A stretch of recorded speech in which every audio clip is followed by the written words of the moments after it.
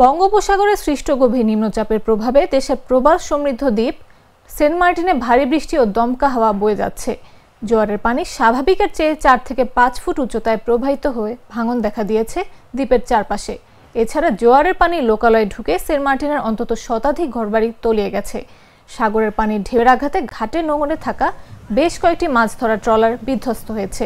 Saint Martin ইউপির ভারপ্রাপ্ত chairman Faizul ইসলাম জানান, বঙ্গোপসাগরে গভীর নিম্নচাপ সৃষ্টির পর বৈরী আবহাওয়ায় স্বাভাবিকের চেয়ে জোয়ারের পানি 4-5 ফুট বেড়ে যাওয়ায় দ্বীপের গলাচিপা, কোনাপাড়া, দক্ষিণপাড়া পানিতে তলিয়ে গেছে। এতে অন্তত শতাধিক ঘরবাড়ি পানিবন্দী হয়ে পড়েছে। রাতে বাতাস একটু কমলেও হোটেল মোটেল সহ আশ্রয়কেন্দ্র প্রস্তুত রাখা হয়। এছাড়া বিএন স্কুলকে আশ্রয়কেন্দ্র করা হয়েছে। আজ শুক্রবার ভোররাতে আবারও ঝড়ো বাতাস বয়ে গেছে। অব্যাহত রয়েছে ভারী বর্ষণ। অপরদিকে গত 4 দিন ধরে টেকনাফ সেন্ট মার্টিন নৌযান চলাচল বন্ধ রয়েছে। এতে দ্বীপের মানুষের মধ্যে নিত্য প্রয়োজনীয় পণ্যের সংকট দেখা দিয়েছে।